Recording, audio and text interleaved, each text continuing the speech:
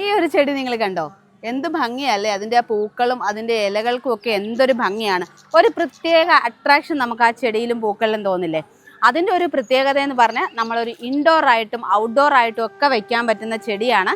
അപ്പം നമ്മൾ നോർമലി എല്ലാ ചെടികളും കാണുന്ന സമയത്ത് എന്താണ്, നമുക്ക് എല്ലാ ചെടികളും കണ്ടു കഴിയുമ്പോഴത്തേക്കും ഇതിൻ്റെ പേര്, ഇലച്ചെടികൾ പ്രത്യേകിച്ച് നമുക്ക് കാണുമ്പോഴത്തേക്കും പെട്ടെന്ന് ഇതിൻ്റെ പേരെന്താണെന്ന് ഐഡൻറ്റിഫൈ ചെയ്യാൻ പറ്റില്ല. പക്ഷേ ഇതിനെ കാണുന്ന ഭംഗി കൊണ്ട് നമ്മൾ വേറൊരു വീട്ടിൽ കണ്ട അവിടുന്ന് ഒടിച്ചുകൊണ്ട് പോരും, അല്ലെങ്കിൽ നമ്മൾ എന്താണ് നഴ്സറികളിൽ പോയി കഴിഞ്ഞാൽ അവിടുന്ന് വാങ്ങിക്കൊണ്ട് വരും. അങ്ങനെയൊക്കെ നമ്മൾ വീട്ടിൽ കൊണ്ട് വയ്ക്കാറുണ്ട് അല്ലേ? അപ്പോൾ അങ്ങനെ വെക്കാൻ പറ്റുന്ന ഒരു അടിപൊളി ചെടിയാണ് കേട്ടോ ഇത്. ഇത് നാരോ ലീഫ് ഇലച്ചെടി എന്നാണ് ഇത് അറിയപ്പെടുന്നത്. അതിൻ്റെ ഇലകൾ കൊണ്ട് തന്നെയാണ് നാരോ ലീഫ് എന്നുള്ളൊരു പേര് വരാനുള്ള കാരണം. ഇലകൾ നമുക്ക് ശ്രദ്ധിച്ചറിയാം, ഭയങ്കര തിന്നായിട്ട് നാരോ, ഇത് കണ്ടോ, ഭയങ്കര വണ്ണം കുറഞ്ഞിട്ടുള്ള ലീഫാണ് അതിൻ്റെ.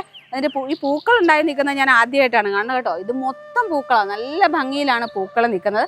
അതേപോലെ തന്നെ നിറയെ കായും ഉണ്ടായി കിടക്കുന്നുണ്ട്. ഇവിടെ ഈ മേളിലും ഒക്കെ ആയിട്ട് നിറയെ കായകളുണ്ട്. ആ കായുടെയൊക്കെ ഒരു ഭംഗി എന്ന് പറഞ്ഞാൽ നമ്മൾ ഈ കൊട്ടങ്ങയൊക്കെ ചെറുപ്പത്തിൽ കണ്ടിട്ടുള്ളവർക്കറിയാം, അത് കഴിച്ചിട്ടൊക്കെ ഉള്ളവർക്കറിയാം, അതിൻ്റെയൊക്കെ ആ ഒരു ഷേപ്പിലാണ് നിൽക്കുന്നത്. എന്തായാലും നല്ല ഭംഗിയാണ്.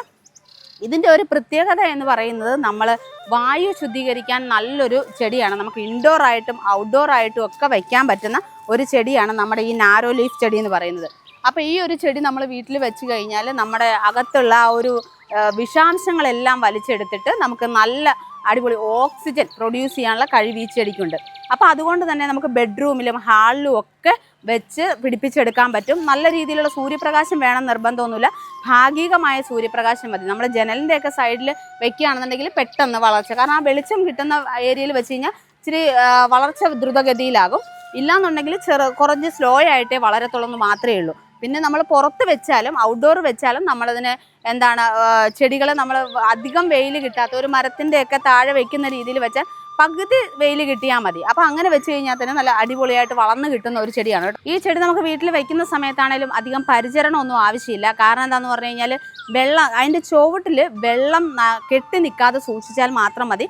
നമ്മൾ അതിൻ്റെ ചുവട് ഉണങ്ങി അതിൻ്റെ വെള്ളം നിശേഷമായിട്ട് ഉണങ്ങിയ ശേഷം മാത്രം അടുത്ത ട്രിപ്പ് നനയ്ക്കുക. അപ്പോൾ നമ്മൾ ബെഡ്റൂമിലാണേലും ഹാളിലാണേലും നമ്മുടെ വീടിനകത്തൊക്കെ വെക്കുകയാണെങ്കിലും അങ്ങനെ തന്നെ ശ്രദ്ധിക്കുക.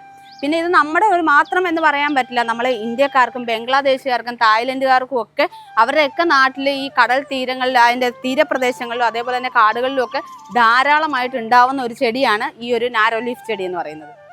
ചില സ്ഥലങ്ങളിലുണ്ടല്ലോ ഈ ഒരു ചെടിയുടെ ഇലകൾ എന്താണ്, ആ കൂമ്പിലകളുണ്ടല്ലോ, കൂമ്പിലകൾ ഭക്ഷണമായിട്ട് ഉപയോഗിക്കാറുണ്ട്. ചില കറികൾക്ക് കളർ കിട്ടാനായിട്ടും പല സ്ഥലങ്ങളിലും, ഇപ്പം നമ്മുടെ നാട്ടിലല്ല, ഇന്ത്യയിലല്ല, പുറത്തുള്ള രാജ്യങ്ങളിലൊക്കെ ഉപയോഗിക്കാറുണ്ട്. അതേപോലെ തന്നെ അവർ മരുന്നായിട്ടും ആയുർവേദത്തിലും ഇത് ഉപയോഗിക്കാറുണ്ട്, അവരുടെ മരുന്നായിട്ടൊക്കെ.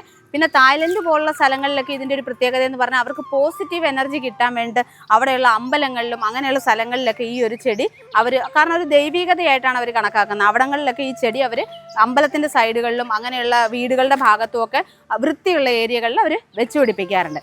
അപ്പം നമ്മളൊരു നിസ്സാരം എന്ന് പറയുന്ന ഒരു ഇലച്ചെടി അല്ലെങ്കിൽ നമുക്ക് നല്ല കാണാൻ ഭംഗിയുള്ള ഇലച്ചെടികൾക്ക് ഏതെങ്കിലും തരത്തിൽ, ഒരു തരത്തിൽ അല്ലെങ്കിൽ മറ്റൊരു തരത്തിൽ നമുക്ക് മനുഷ്യർക്ക് ഉപകാരം കിട്ടുന്ന ഒന്നാണ് ഓരോ ഇലച്ചെടി. അപ്പം ഇങ്ങനത്തെ ചെടി കിട്ടുകയാണെങ്കിൽ ഉറപ്പായിട്ട് നിങ്ങൾ വീട്ടിൽ വാങ്ങിച്ച് വെക്കുക. വാങ്ങിച്ച് വെച്ചിട്ട് നിങ്ങൾ റിസൾട്ട് പറയുക എന്താണെന്നുള്ളത്. നമുക്ക് റിസൾട്ട് പെട്ടെന്ന് അറിയാൻ പറ്റില്ല, ചിലപ്പം ചെറിയ ചെറിയ മാറ്റങ്ങളായിരിക്കും നമുക്ക് ലൈഫിൽ സംഭവിക്കുക. നമുക്കത് എന്താണെന്ന് പെട്ടെന്ന് നമുക്ക് പറയാൻ പറ്റില്ല. അപ്പം എന്തായാലും ഈ ഒരു ചെടി ഇങ്ങനെ നല്ല പൂത്ത് നിൽക്കുന്ന കണ്ടപ്പോഴത്തേക്കും നല്ല ഭംഗി തോന്നി, നല്ല രസമല്ലേ. ഞാനിത് പൂത്തിട്ട് ഫസ്റ്റ് ടൈമാണ് കാണുന്നത്.